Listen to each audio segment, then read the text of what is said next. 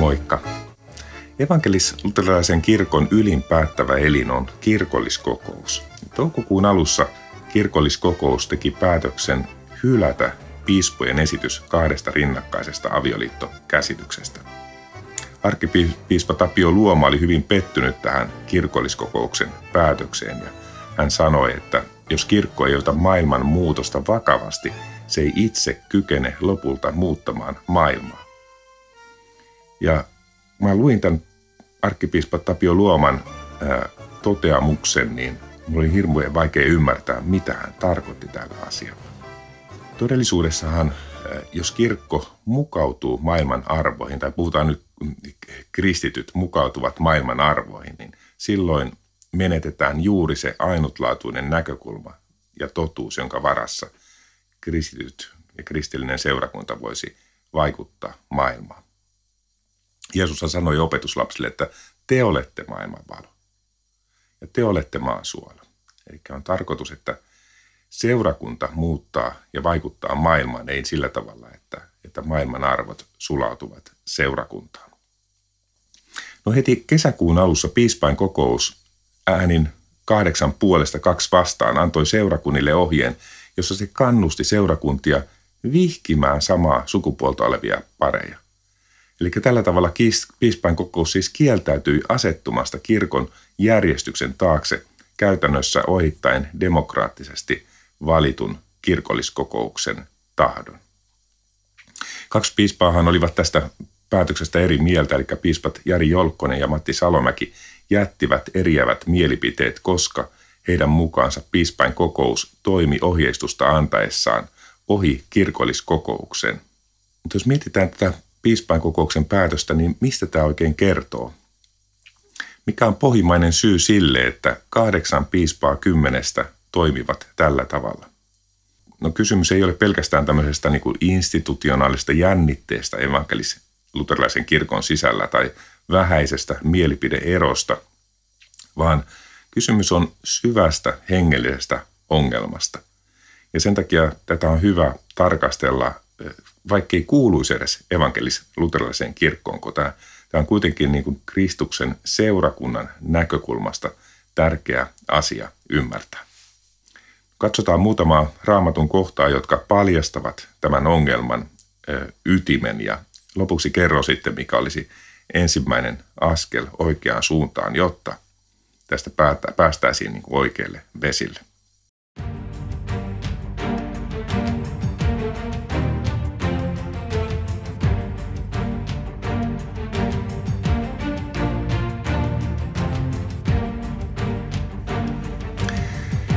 Ensimmäinen Johanneksen kirje luku 5, jakeet 2-3.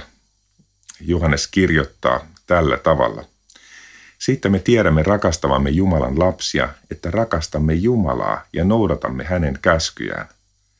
Rakkaus Jumalaan on sitä, että pidämme hänen käskynsä, eivätkä hänen käskynsä ole raskaat. Johannes opettaa tässä, että tämä rakkaus Jumalaan ei ole mikään tämmöinen niin kuin epämääräinen tunnetila, vaan se näkyy siinä, että ihminen haluaa noudattaa Jumalan tahtoa. Johannes kirjoittaa, rakkaus Jumalaan on sitä, että pidämme hänen käskynsä. Ja sitten tämä jatkuu vielä, eivätkä hänen käskynsä ole raskaat. Eli kun ihminen rakastaa Jumalaa, niin ihminen mielellään noudattaa Jumalan tahtoa. Tämä tarkoittaa semmoista syvää sisäistä halua tehdä Jumalan tahdon mukaisesti. Kristinuskon ytimessä ei ole pelkästään uskominen Jumalaan, vaan rakkaus Jumalaa kohtaan. Ja tämä todella näkyy kuuliaisuutena Jumalan sanalle, hänen käskyilleen. Ja tämä liittyy myös siihen, että kuinka me rakastamme toisia kristittyjä. Tässä lukee, Johannes kirjoittaa, siitä me tiedämme rakastavamme Jumalan lapsia, että rakastamme Jumalaa ja noudatamme hänen käskyjään. Eikä jos ei Jumala ole siellä meidän rakkautemme ensimmäisellä sijalla, niin me ei voida myöskään rakastaa Jumalan lapsia, toisia kristittyjä. Jeesus sanoo tästä samasta asiasta Johannes 14:15. Jos te rakastatte minua, te pidätte minun käskyni. Eli jos siis ihminen, olipa hän maallikko tai piispa, ei seuraa Jumalan käskyjä, niin se ei ole vain erehdys päätöksenteossa, vaan se paljastaa jotain paljon syvempää. Ihmiseltä puuttuu rakkaus Jumalaa kohtaan. Jumala on valtavan hyvä Jumala. Hän on luonut meidät ihmiset ja hän tietää, millaiseen elämään meidät on suunniteltu. Hän tietää, minkälaista tekoa me olemme ja miten ihminen voi hyvin ja sen takia hän on antanut käskynsä meille. Ja kun ihminen ymmärtää tämän asian, että Jumalan hyvyyden ja hänen rakkautensa meitä kohtaan ja hänen viisautensa, niin silloin on ihan luonnollinen seuraus se, että ajatellaan, että Jumalan käskyjen noudattaminen on valtava hyvä asia. Mutta ihmisen sydämeen voi kuitenkin nousta muita motiiveita, jotka asettuvat Jumalan tahtoa vastaan ja juuri silloin punnitaan rakkaus Jumalaa kohtaan. Me rakastamme Jumalaa, koska hän on ensin rakastanut meitä. Meidän ihmisten ongelma usein on ymmärtää, kuinka valtavasti Jumala meitä rakastaa. Kun me ymmärrämme Jumalan valtavan rakkauden meitä kohtaan, niin tästä luonnollinen seuraus on vasta rakkaus, joka ilmenee sisäisenä haluna pitää Jumalan käskyt. Apostoli Johannes kirjoittaa ensimmäisen Johanneksen kirjeessä luvussa 2 jakeessa 3-5 tällä tavalla. Siitä me tiedämme tuntevamme hänet, että pidämme hänen käskynsä. Joka sanoo tuntevansa hänet, mutta ei pidä hänen käskyjään, on valehtelija, eikä totuus ole hänessä. Mutta joka noudattaa hänen sanaansa, hänessä Jumalan rakkaus on todella tullut täydelliseksi. Tästä me tiedämme olevamme hänessä. Tässä on valtavasti asiaa. Ehkä jos mietitään, että mistä me tiedetään, että Jumalan rakkaus on tullut ihmisessä täydelliseksi, niin Johannes kirjoittaa, joka noudattaa hänen sanaansa. Joka noudattaa Jumalan sanaa, Jumalan tahtoa, niin hänessä Jumalan rakkaus on tullut täydelliseksi. Mutta sitten, joka sanoo tuntevansa Jumalan, mutta ei pidä hänen käskyjään, niin Johannes ei sano, että hän on vaan pikkusen pielessä, vaan Johannes kirjoittaa, hän on valehtelija, eikä totuus ole hänessä.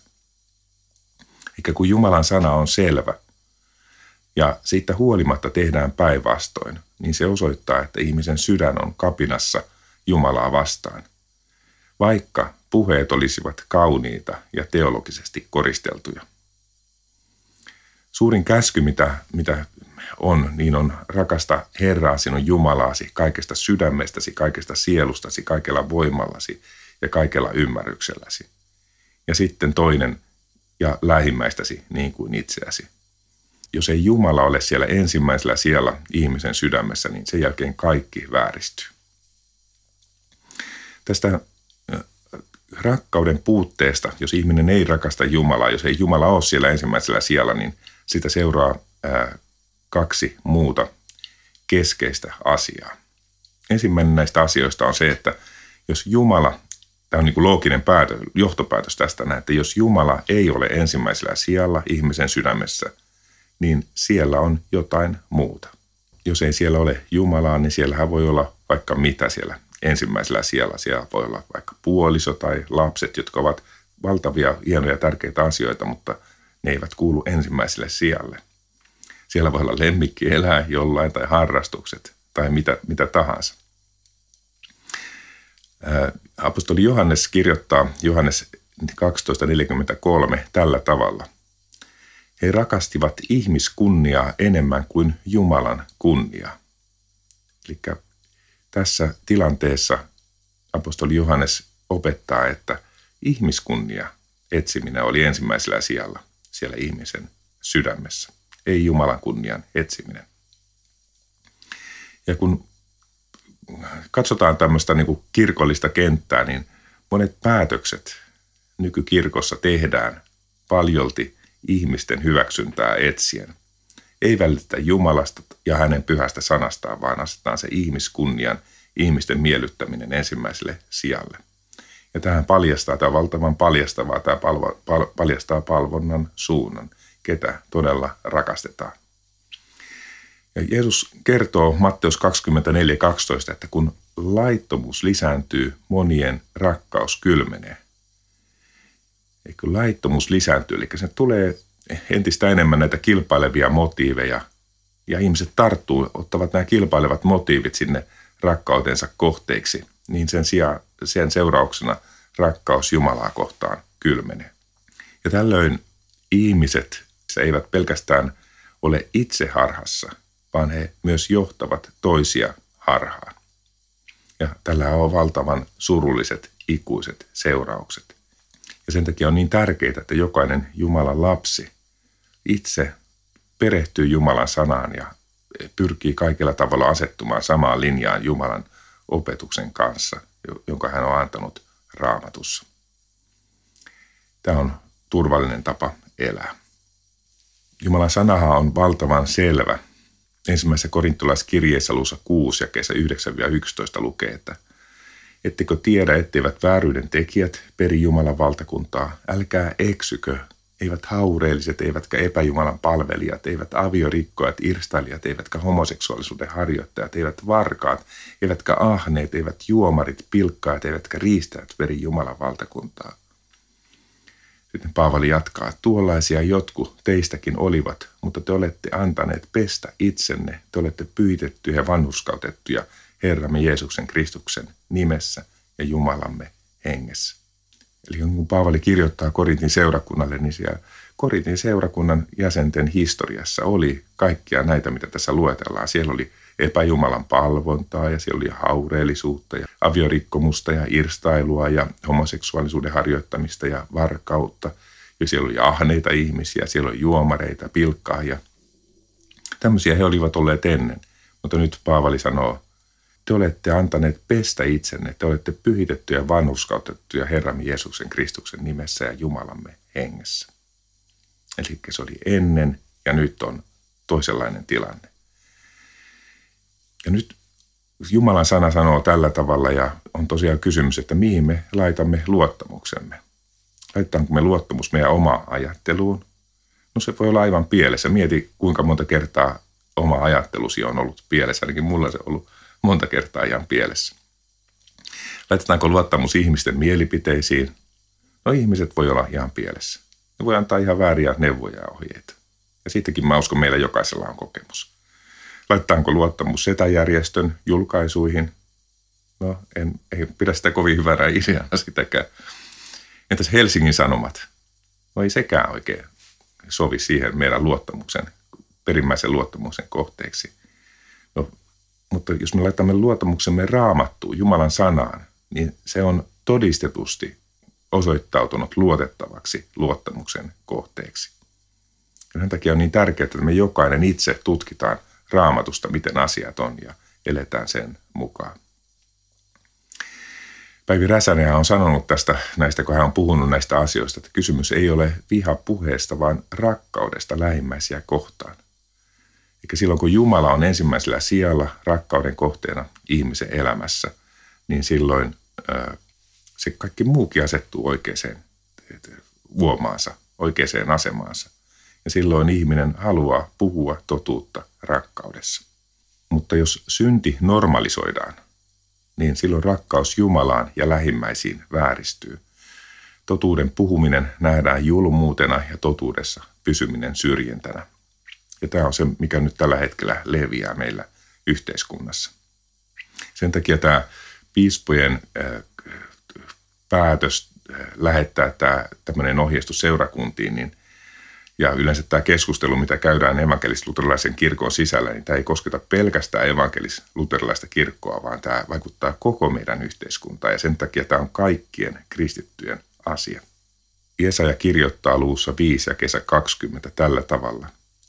Voi niitä, jotka sanovat pahaa hyväksi ja hyvää pahaksi, jotka kääntävät pimeyden valkeudeksi ja valkeuden pimeydeksi, jotka tekevät karvaan makeaksi ja makean karvaaksi. Tämä on tosi surullinen jae, minkä Jesaja on kirjoittanut, koska tässä tulee ilmi se, että kysymys ei ole pelkästään tästä hetkestä, vaan kysymys on iänkaikkisuudesta. Asioista, joilla on iänkaikkiset valtavat seuraukset. No toinen seuraus siitä, että jos ihmiseltä puuttuu rakkaus Jumalaa kohtaan, niin on se, että ihminen ei suostu alistumaan auktoriteettien alle. Ensimmäisessä Pietarin kirjeessä luvussa 2 ja kesä 13.14 Pietari kirjoittaa. Olkaa Herran tähden kuuliaisia kaikelle inhimilliselle järjestykselle, olipa hallitsijana kuningas ylintä valtaa käyttävänä, tai maaherrat, jotka hän on lähettänyt rankaisemaan pahantekijöitä ja kiittämään hyviä. Jos ihminen ei rakasta Jumalaa, hän ei luonnollisesti välitä Jumalan käskyistä ja silloin hän myös kieltäytyy alistumasta niihin auktoriteetteihin, jotka Jumala on asettanut. Ja tässä piispojen kokouksessa kirkolliskokous on ylin auktoriteetti evankelis-luterilaisessa kirkossa. Ja kun piispat toimivat kirkolliskokousta vastaan, se osoittivat, että he eivät halunneet olla kuuliaisia Jumalan käskylle myöskään tässä mielessä. 2 piispaa 10 he esittivät eriävän mielipiteen, mutta 80 kapinoivat Jumalan asettamaa auktoriteettia vastaan. Ja tämä ei näy pelkästään tässä evankelis-luterilaisen kirkon sisällä tämä ongelma, vaan tämä näkyy meillä laajasti yhteiskunnassa. Tämä näkyy siinä, miten me suhtaudutaan poliittisiin päättäjiin. Ja monta kertaa, mitä me luetaan netistä, niin se on halveksuntaa ja vihaa. Ja se ei ole Jumalan tahdon mukaista tapaa toimia. Tai se näkyy koululaitoksissa. Ei enää alistuta, pidetään opettajaa auktoriteettina. Se näkyy perheissä. Perheissä on kapina. Eli tämä näkyy niin monella tasolla yhteiskunnassa. Ja kaiken tämän lähtökohta on se, että suhde Jumalaan on vääristynyt. Ja tietenkin tähän liittyy ylpeys, koska ylpeys hylkii rakkautta.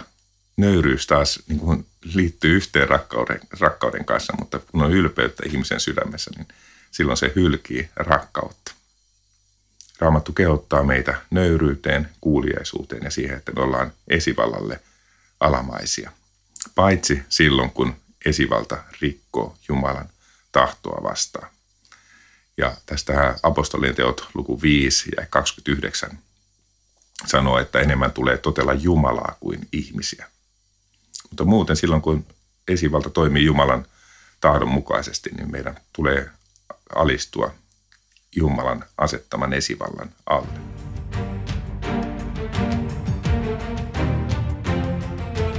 Ja tässä kysymys ei ole pelkästään yksittäistä asiasta, vaikka tästä avioliitto-opetuksesta, vaan kun yhdessä kohdassa Jumalan sana ohitetaan, niin pian ohitetaan toisessakin kohdassa se Jumalan sana. Ja tästä seuraa se, että me kadotetaan käsitys siitä, mitä tarkoittaa pyhyys, Jumalan pyhyys. Ja me kadotetaan käsitys siitä, että minkälaiseen elämään meidät on kutsuttu. Tämä haalistaa ristin sanomaa. Evankeliumi muuttuu tämmöisiä ihmisten mielihaluja silitteleväksi viestiksi, ei pelastavaksi totuudeksi.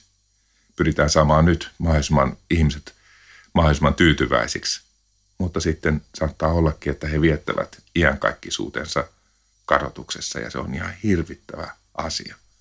Iankaikkinen kadotus. Ei koskaan minkäänlaista toivoa enää päästä sieltä pois.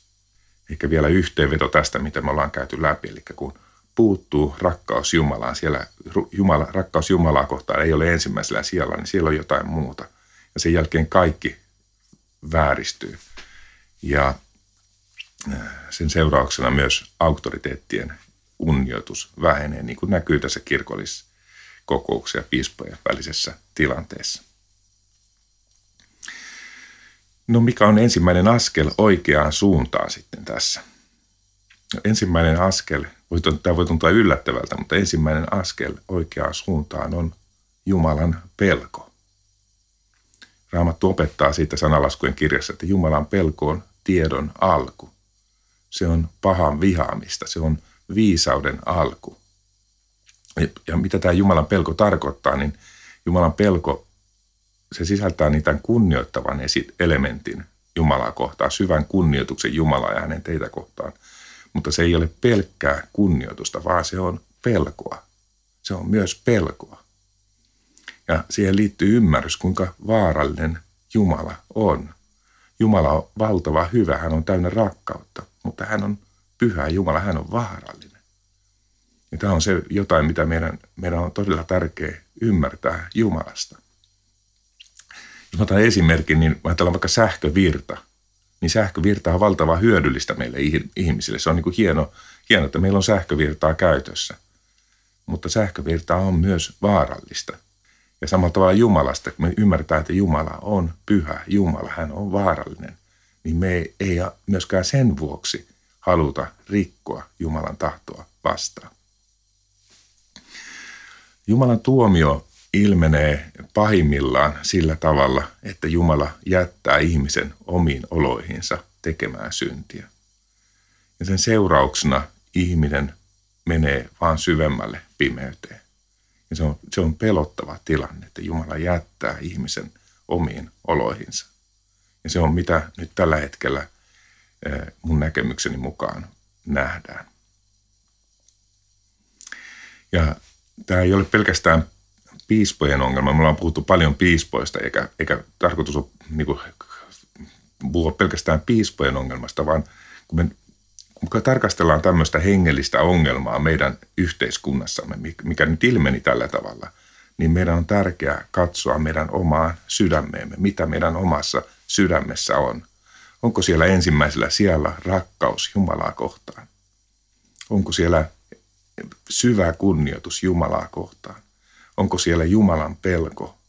Koska ne on välttämättömiä, että me selvitään perille asti voittajina sinne iankaikkiseen tulevaisuuteen.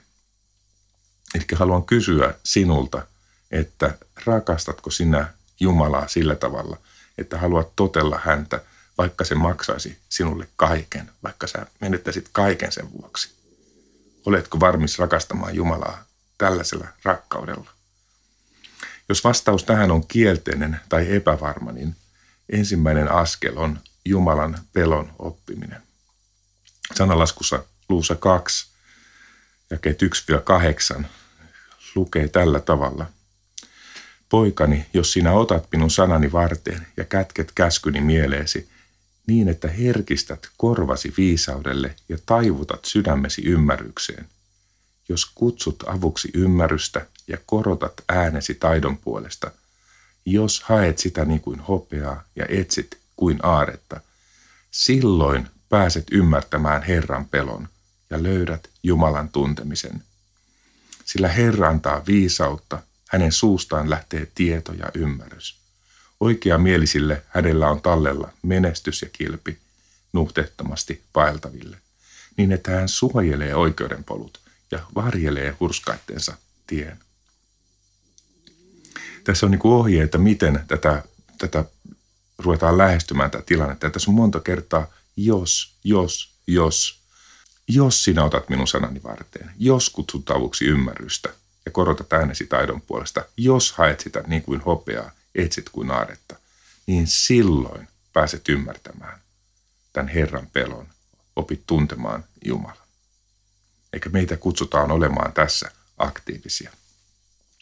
Tämä on sananlaskuissa luvussa 2 todella ja jakeessa 1-8. Kannattaa ottaa nämä vielä, jotka mietiskellä niitä kaikessa rauhassa illassa, mitä tämä merkitsee minun elämälle. Toiminko mä tällä tavalla? Onko mulla tämmöinen asenne Jumalaa ja hänen teitä kohtaan? Evankeliumi on valtavan kaunis ja sehän kertoo, että jokainen meistä ihmisistä on luotu ainutlaatuisiksi ihmisiksi Jumalan kuvaksi. Mutta sitten tuli synti, joka on vääristänyt ja rikkonut ihmisyyttä. Ja tämä synti on ennen kaikkea sitä, että ihminen elää ilman Jumalaa. Ihminen elää välittämättä Jumalasta ja hänen teistä. Ja puuttuu se läheinen yhteys Jumalan kanssa. Ja sen takia Jeesus tuli tähän maailmaan. Hän tuli korjaamaan tämän ongelman. Hän tuli muovaamaan sinut uudelleen. Ja se tapahtuu niin kuin monella tasolla. Ensinnäkin synnin velka on maksettu. Kaikki pahimmatkin synnit pyyhitään pois Jeesuksen ristinkuoleman tähden. Kuolema on voitettu. Jeesuksen ylösnousemus osoittaa, että ei ole kuolemaa enää ja se antaa ihan toisenlaisen näkökulman tähän elämään, mitä me eletään. Me saadaan Pyhän Hengen lahja. Me ei ole koskaan enää yksi, vaan me saadaan puolustaja, joka on meidän kanssamme iankaikkisesti. Ja Pyhä Henki antaa myös voiman siihen, että me haluamme ja pystymme noudattamaan Jeesuksen opetusta. Ja kun me noudatetaan Jeesuksen opetusta, niin sen noudattaminen korjaa meidän sielua armon vaikutuksesta. Tästä Tiitus luvussa 2 jakeessa 11-14. Jumalan armo on näet ilmestynyt pelastukseksi kaikille ihmisille, ja se kasvattaa meitä hylkäämään jumalattomuuden ja maailmalliset himot ja elämään siveästi, vanhurskaasti ja jumalisesti nykyisessä maailmanajassa, kun odotamme autuaan toivon täyttymistä ja suuren Jumalan ja vapahtajamme Jeesuksen Kristuksen kirkkauden ilmestymistä. Hän antoi itsensä meidän puolestamme lunastaakseen meidät kaikesta laittomuudesta ja puhdistaakseen itselleen omaisuudeksi kansan, joka ahkeroi hyviä tekoja. No sovellus tästä kaikesta.